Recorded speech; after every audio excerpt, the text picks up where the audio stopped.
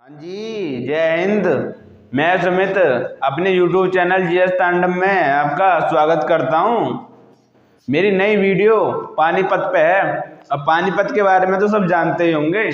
पानीपत में सबसे पहले क्वेश्चन आता है, क्या क्वेश्चन आता है कि पानीपत में कितनी लड़ाइयाँ लड़ी गई। तो सबके आंसर ये होते हैं कि पानीपत में 4 लड़ाई लड़ी गई, 5 लड़ाई लड़ी गई। अब वो उन लड़ाइयों को भी कंक्लूड कर देते हैं जो शादी ब्याह में जाके रसगुल्लों पे हो जाती हैं। तो आज हम उन लड़ाइयों को हटा के जो मेन लड़ाई थी, जिनका इम्पैक्ट पड़ा था, जिनकी वजह से इतिहास चेंज हो गया, उन लड़ाइयों को यहाँ पे डिस्कस करेंगे। तो इतिहास की जो पहली पानीपत की लड़ाई हुई वो हुई 21 अप्रैल 1526 को, ठीक, 21 अप्रैल 1526 को। और किस किस के बीच में हुई ये पहली पानीपत की लड़ाई? जो फर्स्ट बैटल हुई थी पानीपत की वो हुई थी बाबर के और इब्राहिम लोदी के बीच में।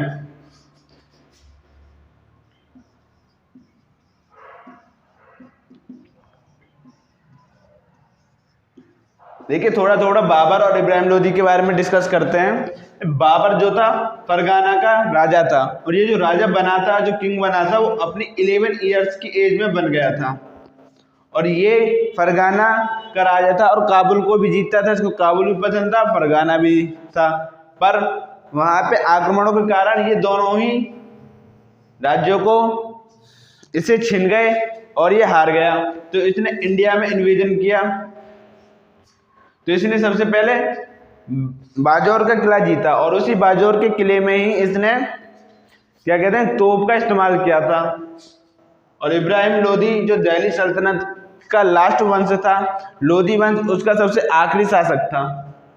दिल्ली पे इसका कब्जा था, पर इसकी नीतियां बेकार थी और बाबर इंडिया में इन्वेजन कर रहा था। तो इब्राहिम लोदी के जो चाचा थे, आलम खां लोदी,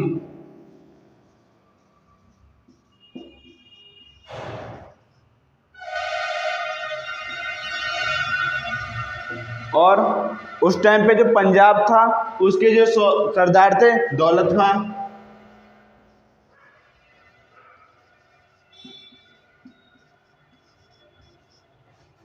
और राजस्थान के राजा, मेवाड़ के राजा राणा सांगा ने, कौन, राणा सांगा,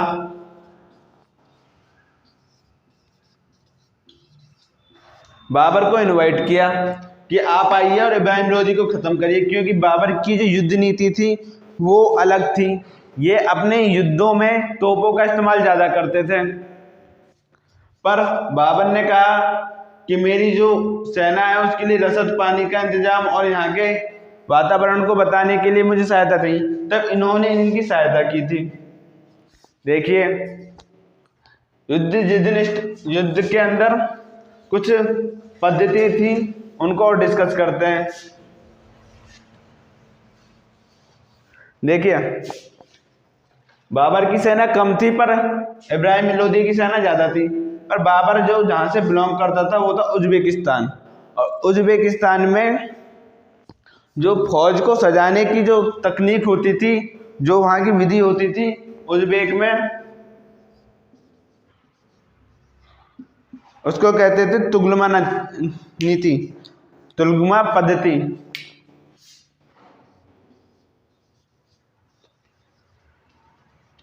फौज को सजाने के लिए। देखिए, इस तुगलमा नीति में क्या होता है कि ये एनिमी की यानी दुश्मन की फौज है, तो आप अपनी इस फौज को इस अर्ध चक्र में सजा लेते हैं, तथा इसमें से एक तरफ से जब अटैक होता है तो ये सेना इसको मारने के लिए आती है, तो ये पीछे को वापस भागती है। जब ये सेना इसके पीछे जाती है तो इधर की सेना इसको घेर के खत्म कर देती है। तो इस तुगलमा नीति के तहत, तथा इसकी दूसरी पद्धति थी रूमी पद्धति। रूमी पद्धति में थी उस्मानिया पद्धति। कौन सी? उस्मानिया।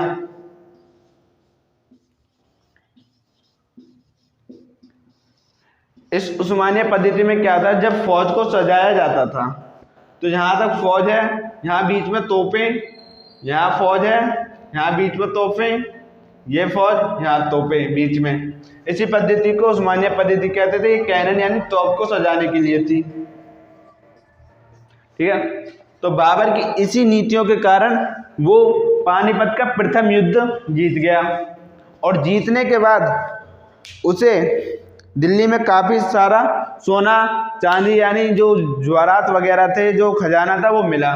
उस खजाने को लेके इसने काबुल में चांदी के सिक्के बंटवाए। देखिए, युद्ध जीत गया। दिल्ली तो पहले से ही माला माल यानी काफ़ी रिच वो कैपिटल रही थी, तो वहाँ से इसे इतना सोना खजाना मिला कि इसने काबुल में चांदी के सिक्के बंटवाए। और चांदी के सिक्के बंटवाने के बाद इसको एक उपाधि मिली, कलंदर की उपाधि। उपाधि कौन सी मिली? कलंदर।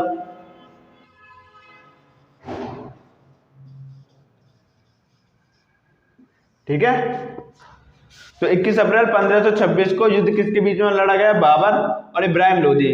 बाबर फरगाना का राजा था, इब्राहिम लोदी दिल्ली सल्तनत के लोदी वंश का लास्ट किंग था। इसको इनवाइट किया किसने? इसके चाचा आलम खान लोदी ने, पंजाब के सूबेदार दौलत खान ने, तथा राजस्थान के राणा सांगा ने इसको इनवाइट किया, इसकी हेल्प की, तब ये इब्राहिम लोदी इस युद्ध को जीत पाया। युद्ध को जीतने के बाद जिसका जो रेजिडेंस था काबुल, जो इसको खास प्रिय था, वहीं इसका मकबरा भी है। तो वहाँ इसने चांदी के सिक्के बंटवाए, तथा चांदी के सिक्के बंटवाने के बाद इसको कलंदर कहा गया। ठीक है, पानीपत की प्रथम लड़ाई खत्म हुई। अब पानीपत की सेकंड बैटल पे हम चलते हैं।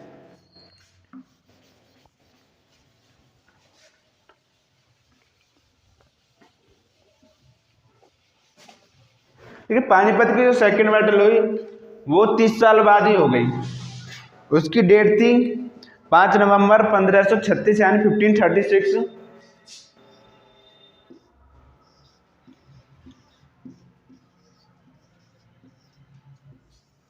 देखिए, ये जो वॉर हुई, ये जो बैटल हुई, ये हुई अकबर के बीच में और हेमू के बीच में। देखिए, अकबर उस टाइम पे 14 साल का था जिस टाइम पे ये युद्ध हुआ, तो ये बहुत छोटा था। तथा इसका जो संरक्षक करा, जो इस युद्ध की पैरवाई की, जिसको मैन हीरो मानते हैं, वो थे बैरम खान।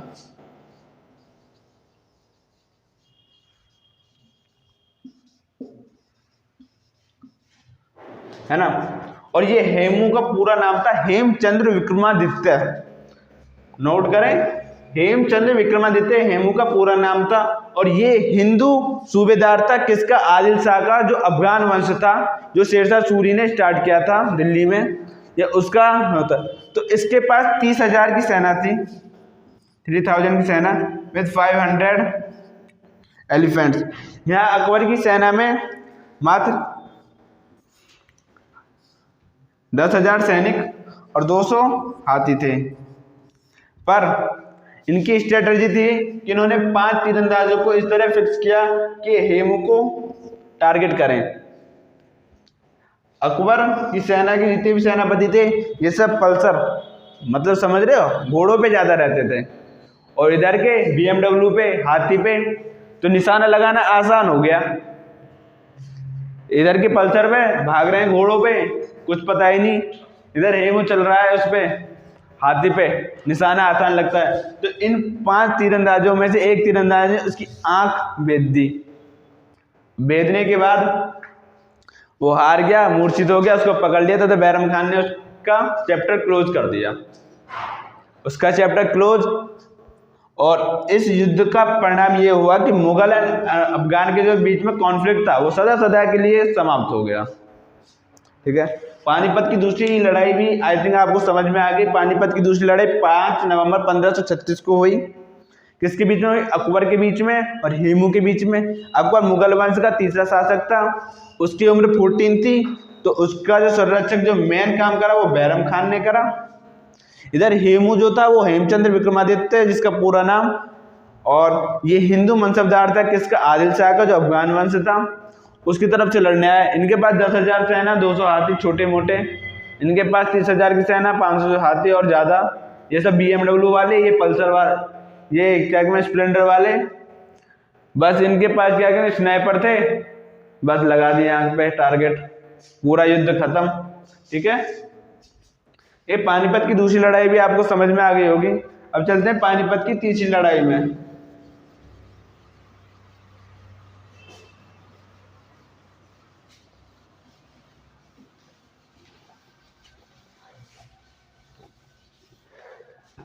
देखिए पानीपत की पहली कवर करी, दूसरी, और पानीपत की तीसरी लड़ाई जिसके ऊपर मूवी भी बनी हुई है, देखी होगी आपने, कीर्ति सेना अनिल अर्जुन कपूर की।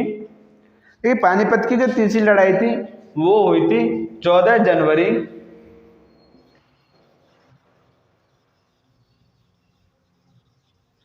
1761। देखिए यही लड़ाई एक ऐसी लड़ाई थी जिसने हिंदुस्तान में हिंदू साम्राज्य खत्म कर दिया था तथा ब्रिटिश अपने पैर जलाने यानी पैर जमाने भारत में चालू कर दिए थे। देखिए ये जो लड़ाई हुई थी ये मराठा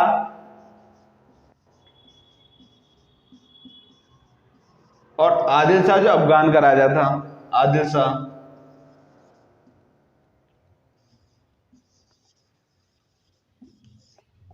ठीक है, I am sorry, Ahmad Shah Abdali, flow में सेकंड पानीपत का निकल गया, मराठा था अहमद शाह अब्दाली।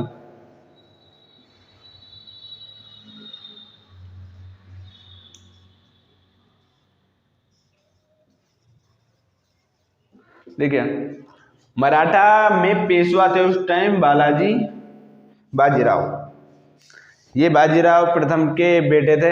बाजीराव प्रथम का नाम आपने सुना होगा, उनके ऊपर मूवी बनी है बाजीराव मस्तानी।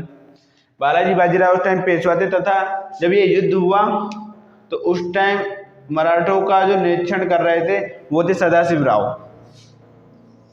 सदाशिव राव और विश्वासराव, विश्वासराव मराठा पेशवा के बेटे थे।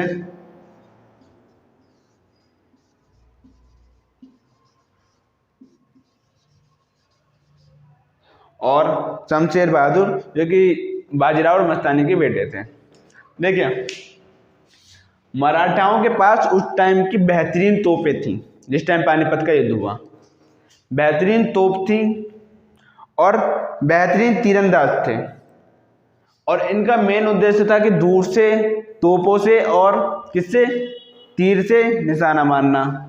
पर इनकी जो हार का कारण बना, इस युद्ध में हारे तो मराठा थे, सबको पता है क्यों हारे थे मराठा, क्यों, क्योंकि इनके पास राशन की कमी हो गई थी, क्योंकि ये कहाँ, यहाँ पूना से निकल के यहाँ दिल्ली के पास हरियाणा में पानीपत है, यहाँ तक आए थे। यहाँ तक आते आते इनका राशन खत्म हो गया सारी सेना को लाते हुए, तथा अहमद शाह अब्दाली ने इनके रास्ते को भी ब्लॉक कर दिया था कि इनके पास कोई ना पंजाब से और इधर के जो किंग्स वगैरह थे इन्होंने इनको राशन वगैरह तथा इनकी सहायता करने से मना कर दिया था। पर जब युद्ध स्टार्ट हुआ तो सदा ये इनके तोपची और तीरंदाज अपनी पूरी ताकत से तथा अपने पूरे सामर्थ्य से लड़ रहे थे।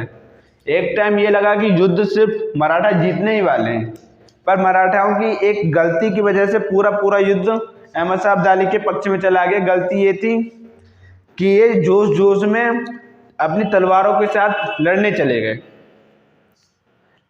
गए तथा उधर अफगान वो 7-8 फीट वाले लंबे लंबे, हमारे ये छोटे छोटे पहाड़ी आदमी नीचे के, जब लड़ाई स्टार्ट हुई तलवार वाली तो अहमद शाह अब्दाली के आदमी भारी पड़ने लगे। इधर से सूचना गई, व्हाइट पुलिस होती थी उस टाइम, कहने गई कि आप अपने पीछे हटो, हमारे तोप वालों को और तीरंदाजों को निशाना लगाने का वो मौका ही नहीं मिल रहा। तो अहमद शाह अब्दाली के गुप्तचरों को पता चली तो उन्होंने और पास में लड़े, वो बड़े बड़े थे, ताकतवर थे, तो तलवार की लड़ाई में वो जीत गए। तो इस तरह तीसरी लड़ाई में अहमद शाह अब्दाली जीत गया तथा मराठा साम्राज्य का धीरे धीरे इस युद्ध के बाद पतन होने लगा।